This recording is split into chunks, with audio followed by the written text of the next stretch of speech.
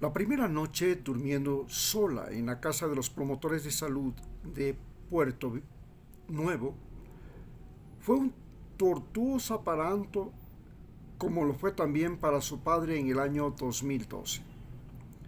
La casa de los promotores de salud de Laucame era una casa abandonada. En la vieja casa de madera y zinc, los murciélagos eran los dueños. Su padre le contó que se sentía seguro debajo de aquel toldo blanco, pero los murciélagos defecaban o se orinaban sobre él, como para indicarle que no era bienvenido. La casa, semidestruida por los años y el terremoto del 2016, no tenía agua y solo tenía un pozo que no se había usado por años. Fue un gran trabajo bombear esa agua a mano y el agua era sucia. Por suerte, en esos días pudo recoger agua de los copiosos aguaceros de la noche como lo hacía su padre. Cuando su padre vivió en esta casa, el agua caía por las numerosas goteras de zinc de la gran sala de reuniones que el terremoto destruyó. La recogía en los viejos tanques que tenían en la cocina, sin uso por lustros. Al amanecer, su padre, luego de lidiar toda la noche con pulgas, mosquitos y murciélagos, conseguía un triciclo a motor que le lleve hasta Boca del Sucio. El viaje a Boca del Sucio le parecía más bonito que el viaje a 3 vías. Se llegaba por un camino de tierra sin tráfico. El viaje a 3 vías, por el contrario, era a alta velocidad por la nueva carretera asfaltada. El trayecto a Boca del Sucio estaba cerca de la finca de la organización campesina Ocame, que ahora, 5 años luego de la llegada de su padre, ya era un barrio nuevo de Puerto Nuevo. Aquel barrio fue construido gracias al padre Julián, que vino de Italia luego de que en 1986 León Febres Cordero lo echó por subversivo. El padre Julián consiguió fondos para construir casas para los que eran miembros de la organización y sus viviendas fueron destruidas por el terremoto del 16 de abril del 2016.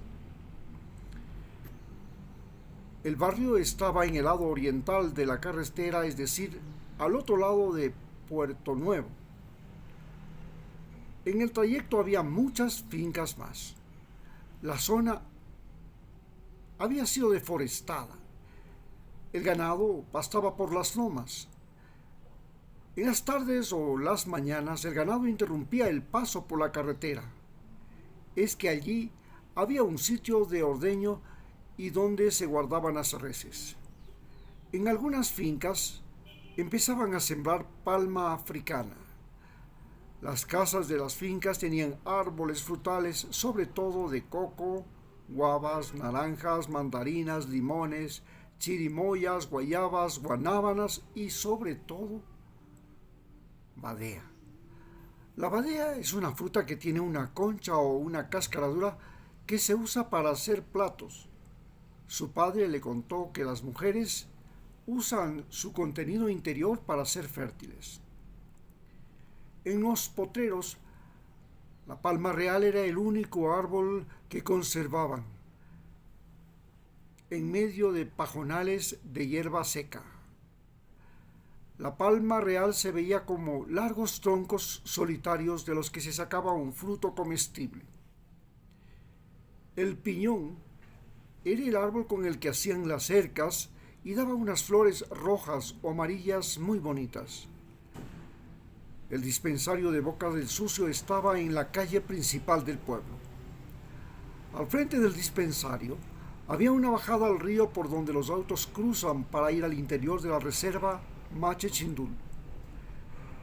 En esa bajada estaban apilados los tablones y tablas que ilegalmente venían de la reserva desde los tiempos en que su padre llegó. En la orilla las lavanderas lavan y ponen a secar ropa colorida sobre las rocas. El dispensario del Seguro Social Campesino ya tenía años funcionando. Era de cemento, grande, bien construido, a diferencia del de 3 vías. En el año 2012 había una enfermera que trabajaba como auxiliar de enfermería. Era negra con una sonrisa fácil que se dibujaba en su rostro. Aquella mujer era la dueña del dispensario como la mayoría de las auxiliares de los dispensarios del Seguro Social Campesino. Las auxiliares trabajaban de lunes a viernes 8 horas diarias y los médicos solo trabajaban 2 o 3 días en los dispensarios y antes del gobierno de Rafael Correa tan solo por 4 horas al día. Las auxiliares daban turnos y entregaban las medicinas de acuerdo a su criterio personal, a la conveniencia o como les recetaba el médico. Los médicos y dentistas solo trabajaban por 3 días en ese dispensario y por 2 días en 3 vías. El dentista de 3 vías, un joven de Guayaquil, era diferente a la dentista de Boca del Suso que tenía un vehículo grande 4x4. La dentista de Boca del Sucio se creía la persona más importante del lugar. Su vanidad escapaba por todos sus poros.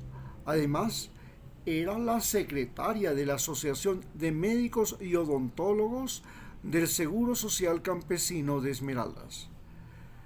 En el dispensario de Boca del Sucio había una mejor distribución que en el desastroso dispensario de 3 vías.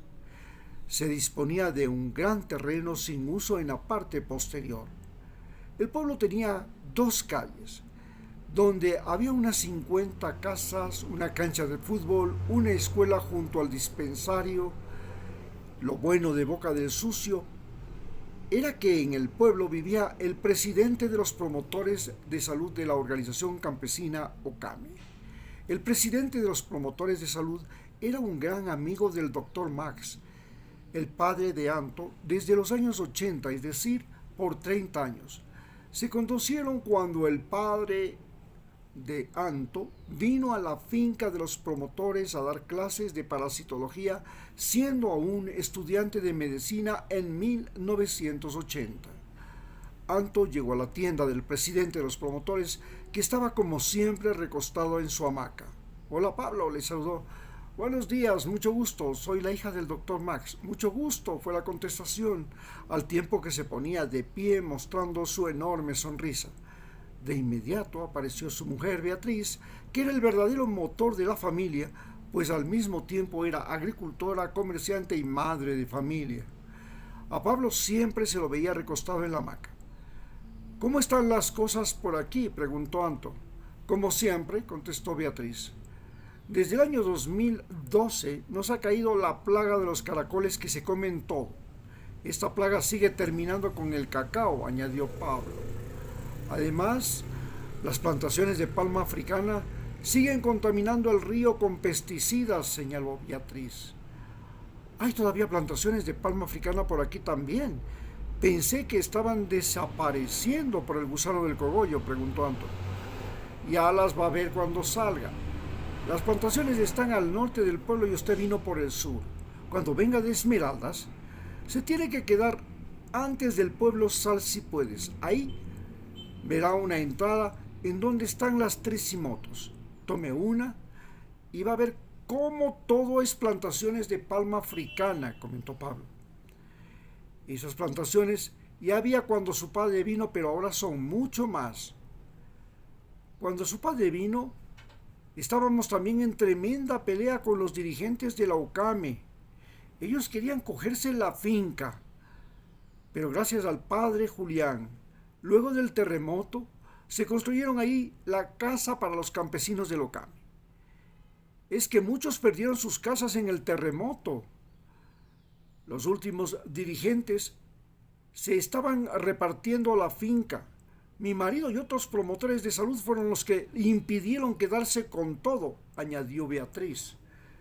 «Y fue gracias a su papá, que nos volvió a reunir en la casa de los promotores en Puerto Nuevo, que la gente se unió para frenar el abuso», recordó Pablo. Beatriz, mientras conversaba, puso en la mesa un caldo de gallina criolla. «Por favor, sírvase. Muchas gracias, se ve delicioso». Los que quieran apropiarse de la finca nos amenazaban con matones, dijo Pablo. Eran personas que estaban metidas con un vecino narcotraficante amigo del alcalde de Muisne. Hemos terminado nuestro capítulo 13. Muchas gracias.